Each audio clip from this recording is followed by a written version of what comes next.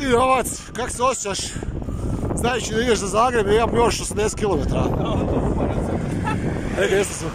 Umoran si, a? Umoran sam i auto će te pogati. Neće, pazi ja to. Onamo Trumir nas je vidio, pa da sam god. Poznamo čovjeka. Poznamo čovjeka, da.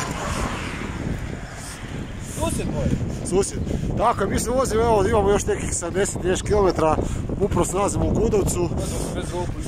Nemoj se bez ruku opršeš, nemoj se tako voziti. Tako da, lagano idemo prema Zagrebu i iz Zagreba dolazimo. Vidimo se.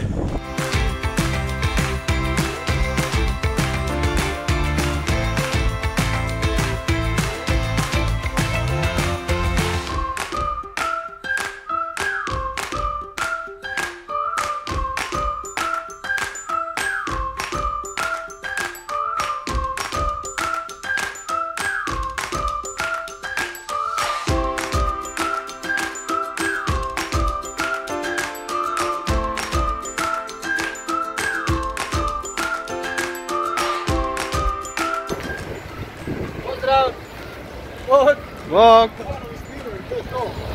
Dobrodošli! Hvala!